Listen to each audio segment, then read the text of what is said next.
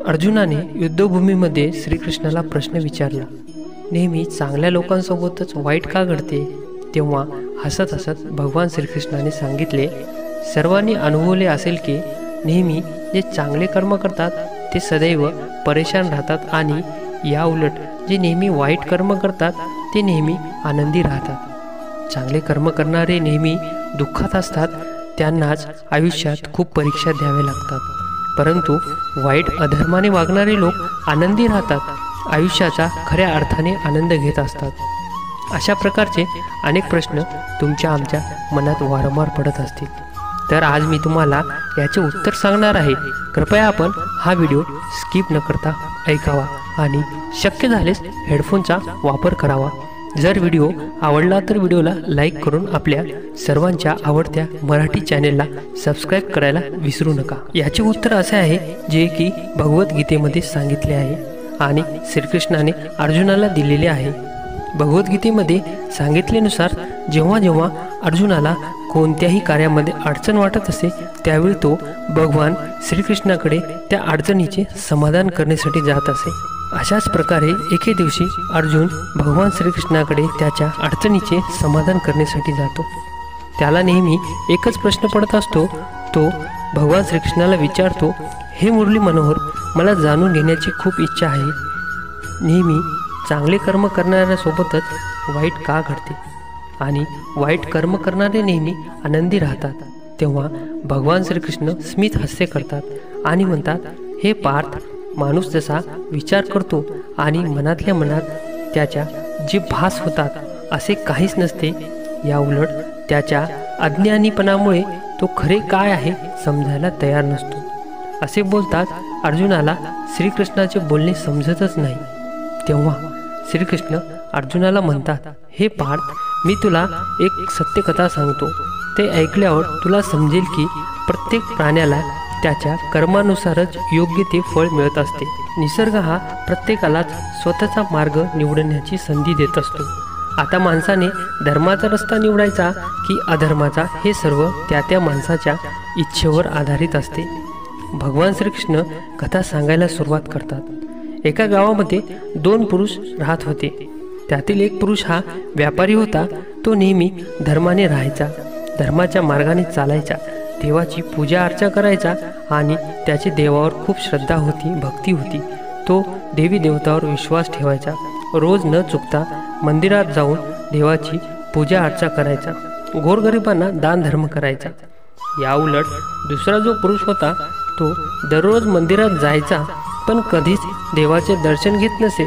देवाच्या मंदिराच्या बाहेरील पायऱ्याजवळ असणारे लोकांचे चप्पल बूट चोरायचा आणि दान धर्म बाबतीत तर त्याचा तीळ मात्र संबंध नव्हता।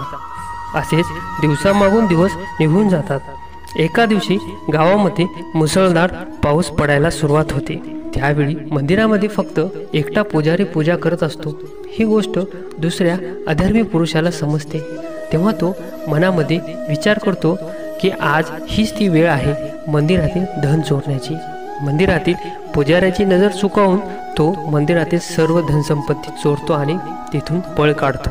त्याचवेळी धर्माच्या मार्गाचे चांगले कर्म करणारा पुरुष मंदिरामध्ये प्रवेश करतो आणि पुजारी त्यालाच चोर समजून जोरजोराने ओरडतो। तेव्हा सर्व लोक जमतात आणि त्यालाच खूप मारतात। कसे तरी तो त्या लोकांच्या तावडीतून सुटतो आणि मंदिराच्या बाहेर पडतो। पळत असताना एका गाडीला धडकतो आणि गंभीर जखमी होतो। पायाने लंगडत लंगडत तो आपल्या घराच्या दिशेने जात असतो। तेवढ्यात त्याची भेट चोरी करणाऱ्या त्या पुरुषाबरोबर होते। तो त्याला म्हणतो, आज माझे नशीब उजळले आहे, मला खूप सारे धन पैसा अडका मिळाला आहे। हे सर्व पाहून सत्कर्मी पुरुष आपल्या घरी जातो आणि रागारागाने घरातील देवतांच्या सर्व फोटो काढून टाकतो। काही वर्षानंतर त्या दोन्ही पुरुषांचा मृत्यू होतो। त्यानंतर त्या दोघांनाही यमराजाजवळ नेले जाते। यमलोकात त्या पुरुषाला पाहून सत्कर्मी पुरुषाला त्याचा खूप राग येतो। रागाने तो यमराजाला विचारतो, मी आयुष्यभर पूजापाठ दान धर्म वगैरे केले आहे, परंतु मला नेहमी अपमान दुःख सहन करावे लागले आणि या कुकर्मी माणसाला धन पैसा अडका मिळाला, असा का भेदभाव करण्यात आला? यावर यमराज म्हणतात, हे मानवा, तू चुकीचा विचार करत आहेस। तुला गैरसमज झाला आहे। ज्यावेळी तुझी गाडीसोबत धडक झाली त्यावेळीच तुझा मृत्यू निश्चित होता, परंतु तुझ्या धर्मप्रवृत्तीमुळे व चांगल्या कर्मामुळे तुझा मृत्यू हा फक्त लहानशा जखमीमध्ये बदलण्यात आला आणि त्या दिवशी तुला नवीन जीवनदान मिळाले। आता तुला या कुकर्मी पुरुषाबाबत जाणून घ्यायचे तर ऐक। त्याच्या नशिबात राजयोग होता, परंतु त्याच्या वाईट कर्मामुळे अधर्मामुळे त्या राजयोगाचे रूपांतर फक्त थोड्याशा धनामध्ये झाले। ही कथा ऐकल्यानंतर श्रीकृष्ण अर्जुनाला म्हणतात, हे पार्थ, आता तरी तुझ्या प्रश्नाचे उत्तर तुला मिळाले का? देव तुमच्या केलेल्या सत्कर्माचा विचार करत नाही, लक्ष देत नाही असा विचार आपल्या मनामध्ये ठेवणे हे सत्य नाही, योग्य नाही। देव आपल्याला कधी, केव्हा आणि कोणत्या रूपाने देत आहे हे आपल्याला समजत नाही, म्हणून आपण नेहमी चांगले कर्म करत राहावे। देवाची कृपा ही सदैव आपल्या भक्तांवर असतेच, म्हणूनच चांगले कर्म करत राहावे, त्यामध्ये रागाने बदल करण्यात येऊ नये, कारण की आपल्या कर्माचे फळ हे आपल्याला याच जन्मामध्ये मिळत असते। म्हणून मनुष्याचे कर्तव्य आहे की नेहमी चांगले कर्म केले पाहिजे, कारण की श्रीकृष्णाने भगवद्गीतेमध्ये सांगितले आहे की कोणाचेही केलेले कर्म हे कधीच वाया जात नाही, ते चांगले असो की वाईट, त्याचे फळ नक्की मिळणारच। मित्रांनो, व्हिडिओ आवडल्यास व्हिडिओला नक्की लाईक करा आणि आपल्या मित्रांसोबत शेअर करून आपल्या मराठी चॅनलला नक्कीच सबस्क्राईब करा। धन्यवाद।